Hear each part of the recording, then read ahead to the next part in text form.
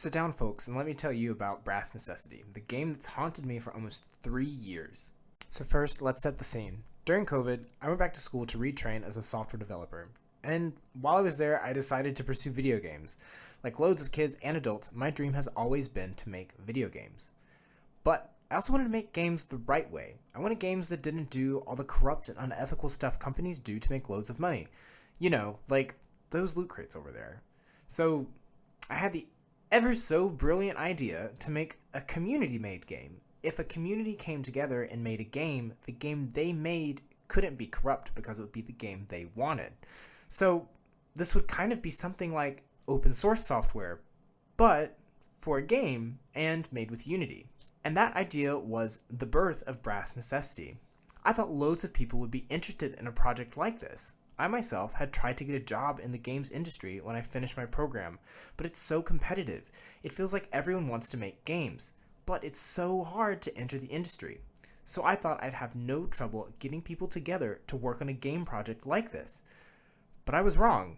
I had some great help in the beginning from a couple teammates, and those contributions helped me get a working early access version of the game released, but afterwards, the last year has been me on my own. And I look back at the game, and I see all its flaws. I see a style I don't like, gameplay that isn't as fun as it should be, and a vision that was lost in the flurry of just getting it done. But what is Brass Necessity? Well, obviously Brass Necessity is a game, and Brass Necessity was meant to be a community project, and there's a whole other video I could do on the community development aspect of the game, which I think is really cool and I would love to talk more about. But I think we should save that for another time. Let's focus on the game itself.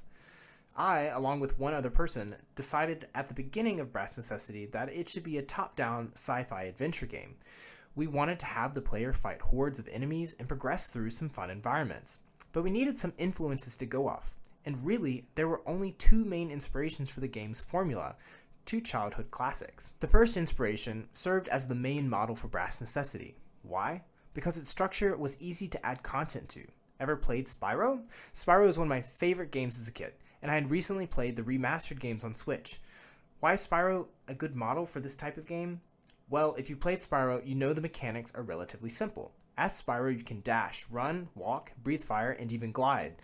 It's a proof of concept that's simple, but solid controls and mechanics are the gateway to a fun game. But it wasn't just the mechanics that inspired me. Speaking of gateways, there was another aspect of Spyro that made it perfect for this community project: the portals. Every level in Spyro has one main hub, with different levels branching off from it.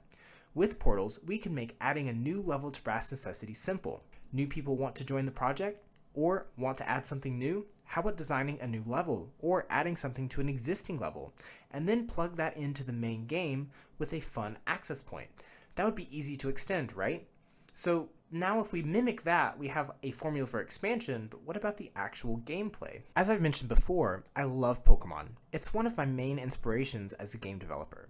Pokemon is top-down, so we've already got that part covered in our initial game design. One of my favorite mechanics from Pokemon is the type matchups, or Pokemon typings.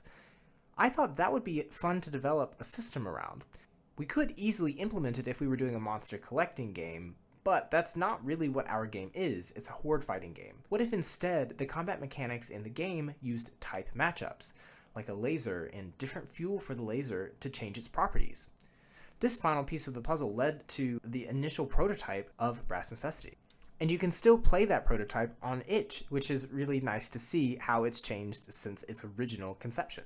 Well, as we've gone through this part of the video, you've already seen your fair share of the current state of the game. I look at it, I play it, and on one hand, I'm extremely proud of what I put together. Between me and the two other people who worked to get it to this stage, we managed to put something together remotely in our spare time with full-time jobs. That's a great accomplishment, right? Right? But there's that one Steam review that I keep thinking about. It really irked me. It called our project a homework assignment. A homework assignment? Really? But in some ways, that rather unconstructive feedback was right. I look at this game and there is something missing. A bit off. And honestly, I've had a hard time putting my finger on exactly what is missing that could make it a fun game. But let's start with the most obvious. The style is low poly, which was our initial intent, and doesn't necessarily look bad just because it's low poly, but the lighting and the environment, they feel a bit flat, a bit lifeless.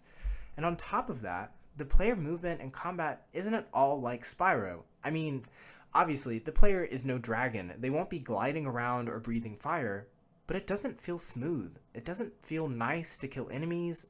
It seems, again, a bit lifeless. And we're still missing that whole hub level nonsense that inspired us in the first place. In the final push, it seems we, or I guess I, forgot where we started from and what our initial ambitions were. I look at the game and I see a technical accomplishment that's missing the biggest thing for a video game: fun. A game should be fun to play. That's why we made the game in the first place. We wanted to make a game that we would want to play. And you know what that Steam review did? Besides making me angry and losing sleep, it made me realize that maybe I don't really like the game that I've already made. But you know what else it did? It motivated me. It lit a fire I haven't been able to find for a while. So I'm going to pick this project back up and tackle some of these problems. So for next steps, I've already started working on some of these updates. Like the hub level, a prototype is already in place, along with improved lighting and environments. There's even save data now to track your progress. I've added some new mechanics as well to the combat, and added some risk and reward to the game. The enemies are more challenging, and the laser is a little bit more finicky to control, in a good way. I've even added some puzzle aspects to the game, taking inspiration from the classic dungeons in The Legend of Zelda, another game that's a huge inspiration for me as a game developer. As I've been chipping away at the above, I've been working on releasing a new update, which will have all of these new features in March. So after that update, what's next? Well, the next focus is going to be on revamping the player controller and the laser-based combat. As much as I hate the word juice, it is an important game design concept, and the laser mechanic is sincerely in need of just that. To further improve the feel of the combat, I'm going to be working further on crystal typings and the dynamics surrounding them.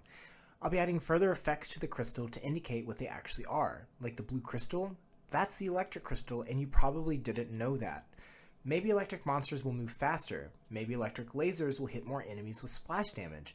I really want to deepen the type mechanics and make them more interesting to explore and figure out for the player. I'll also be adding the next set of levels focusing on a different environment, the Crystal Cavern. New enemies and electric-based player character could be in store when that update comes out. As I'm standing here working through this script and writing down everything that's coming up, it's hard not to be excited to continue development on the game. I may not like where Brass Necessity is right now at the moment, but I'm even more excited to get it where I want it to be, and I hope you are too, and that you want to follow along and see the progress as it changes. And, well, that's it for this video. Thanks for watching. I appreciate the time and support you've given me. It truly means a lot. If you're curious about Brass Necessity, or have ideas on how to improve it, well, you are in luck. Brass Necessity is still a community-developed game. Share your ideas with me, share them below, and help make the game something you'd like to play. You can download and play Brass Necessity for free on Steam now. It's still in early access, so try it out so you can see the original state before I release the next update. But until next time, bye!